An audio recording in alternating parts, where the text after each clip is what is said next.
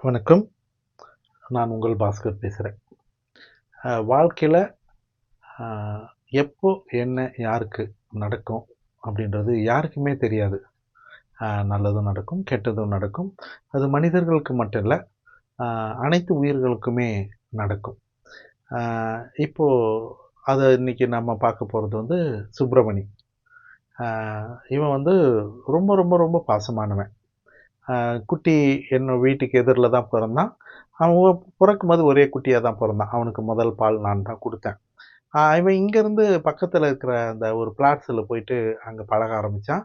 அவங்க அவங்க நாயாவே பார்க்க ஆரம்பிச்சுட்டாங்க. அந்த பிளாட்ஸ் ஃபுல்லவே அவன வளர்க்க ஆரம்பிச்சுட்டாங்க. அவன் தெரு நாயே, நாட்டு நாயா இருந்தாலும் அந்த பிளாட்ஸ்ல இருக்கிறவங்க எல்லாருமே அவன பாதுகாப்பா பார்த்துக்குவாங்க. அந்த பிளாட்ஸ் இருக்கிறவங்க எல்லாருமே இவன்கிட்ட பாசமா இருப்பாங்க. எல்லார்கிட்டயும் இவன் ரொம்ப பாசமா இருப்பான். அந்த பிளாட்ஸ்ல இருக்கிற அத்தன குழந்தையுமே இவன்கிட்ட விளையாடுவாங்க. அ அவ்ளோ பாசமா இருப்பாங்க. அதே மாதிரி வந்து பகலெல்லாம் தூங்குவான். ராத்திரி ஆனா, அந்த பிளாட்ஸ்ல 4 கேட் இருக்கும். 4 கேட்லயும் மாறி, மாறி, மாறி காவல் காப்பான். வாட்ச்மேன் போறதுக்கு முன்னாடியே இவன் போய் பார்ப்பான். வாட்ச்மேனுக்கு ஆபத்தே வராத அளவுக்கு இவன் போய் வாட்ச்மேனுக்கு முன்னாடி போவான். வாட்ச்மேன முன்னாடி போக விடவே மாட்டான். ஆனா, அதே பகல்ல வாட்ச்மேன் கூட கூப்பிட்டா கூட போமாட்டான். இவன் பாட்டுக்கு படுத்து தூங்கிருவான்.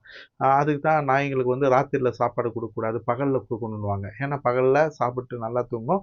ராத்திரில சாப்பிட்டா தூங்கிடும். அதனால வந்து சாப்பாடு குடுக்காம வச்சாங்கன்னா, நைட்டு ஃபுல்லா காவல் காக்கும்.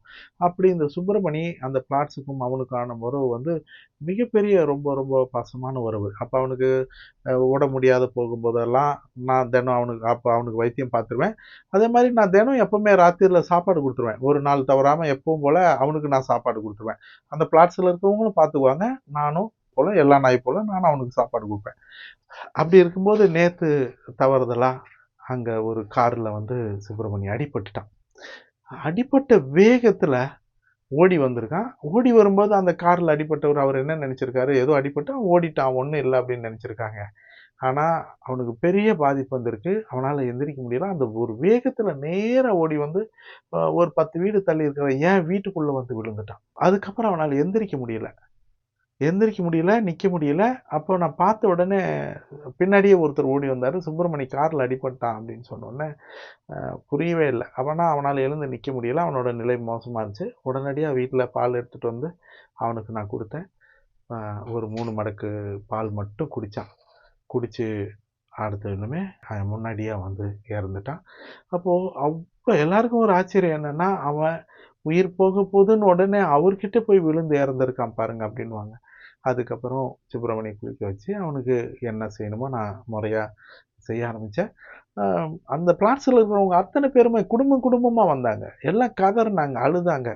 அப்போ அதுக்கு அரவிந்த் அப்படிங்கிறவர் வந்து அவன ரொம்ப நல்லா பார்த்துக்குவாரு அந்த பிளாட்ஸ்ல. அவன கூடவே வச்சிருப்பாரு. இப்ப நான் அவருக்கு ஃபோன் பண்ணேன். இந்த மாரி மணிக்கு இந்த மாரி நடந்துருச்சுன்னோனே அவரு, "பாஸ்கர் நான் பாம்பேல இருக்கேன். தயவு செஞ்சு அவன அடக்கம் பண்ணிடாதீங்க. கொஞ்சம் வைங்க. நான் வந்துர்றேன். உடனடியா கிளம்பி நான் வந்துர்றேன். நாளைக்கு மட்டும் அடக்கம் பண்றதுக்கு ஏற்பாடு பண்ணுங்க. அவன் முகத்த நான் பார்க்கணும்" அப்படின்னு சொல்லிட்டாரு. அப்ப நான் வந்து உடனடியா நான் வந்து இங்கருந்து கண்ணம்மாப்பேட்ல வந்து இப்ப சில வசதிகள்லாம் செஞ்சிருக்காங்க.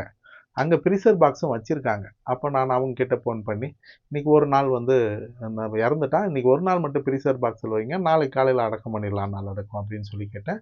அவங்க அதே மாரி வந்து அவன வந்து அன்னைக்கு ஒரு நாள் நேத்து ராத்திரி மட்டும் அவன ஃப்ரீசர்ல வச்சிருந்தாங்க. வச்சிருந்தோனே அடுத்த நாள் காலையில நாங்க போனோம். அப்போ அந்த கார் அடிபட்டுருச்சு இல்லையா? அந்த கார்ல அடிபட்டவர் வந்து அவருக்கு வந்து பெரிய குற்ற உணர்வு வந்துருச்சு. அப்ப நான் போய் பேசும்போது, "நானு என்ன செய்யணும்? ரொம்ப குற்ற உணர்வா இருக்கு. குழந்தைங்கலாம் அழுறாங்க. அவன் பாசமானவன்" அப்படின்னு சொல்லி சொன்னாரு. "ஒண்ணும் இல்ல. நீங்க அவனோட இறுதிச் சடங்குல வந்து நீங்க அவனுக்கு மரியாதை செலுத்துங்க. நீங்க அத நெனச்சு ஃபீல் பண்ணும்போது அதுக்கு மேல செய்யறதுக்கு வேற ஒண்ணும் இல்ல" அப்படின்னேன். அதே மாரி நாங்க வந்து 9:30 மணிக்கு தான் வர சொல்லியிருந்தோம். அவரு 8 மணிக்கெல்லாம் அங்க போய் உட்காந்துட்டாரு. அப்போ அவனுக்கு முறையான இறுதிச் சடங்கு எல்லாமே நாங்க செஞ்சோம். அது எந்த குறையும் இல்லாம அவரு பாம்பேலேருந்து வந்துட்டாரு. உடனடியா நைட்டே வந்துட்டாரு. இப்போ அடுத்த நாள் போயிட்டு நாங்க அவனுக்கு எல்லா இறுதிச் சடங்கும் பண்ணிட்டோம்.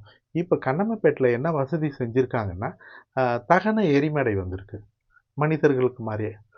மின்சார தகன எரிமேடை வந்திருக்கு. இப்போ அதில் நம்ம நாய்களை வந்து கொண்டு போனோம்னா, அவங்க கிட்ட குடுத்தா இலவச தகன எரிமேடை. அதுதான் ரொம்ப முக்கியமான ஒரு விஷயம். இது அரசாங்கம் செஞ்சிருக்கு. இப்போ நம்ம அங்க கொண்டு போய் குடுத்தோம்னா, ஆதார் கார்டு கேட்பாங்க. அந்த லிமிட்டுக்குள்ள இருக்கிற நாயா இருக்கணும். இது எல்லாத்தையும் நம்ம கொண்டு போய் குடுத்தோம்னா, அவங்க இலவசமா எரிச்சு குடுக்குறாங்க. சாம்பல் வேணும்னாலும் குடுப்பாங்க. அந்த மாதிரி மணிய கொண்டு போய் அங்க எல்லா முறையும் செஞ்சு இப்ப அடக்கம் பண்ணோம்.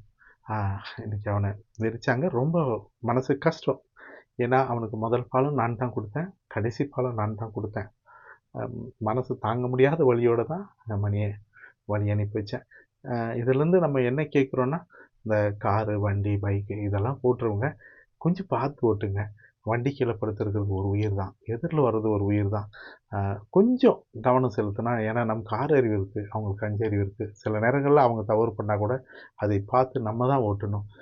ஓட்டுனா ஒரு உயிரை காப்பாத்தலாம். எங்க மணியனுக்கு வந்த நிலைமை இன்னொருத்தருக்கு வரக்கூடாதுன்னு நெனைக்கிறேன். அதுக்காக நீங்க கொஞ்சம் அவங்கள பார்த்துக்கங்க.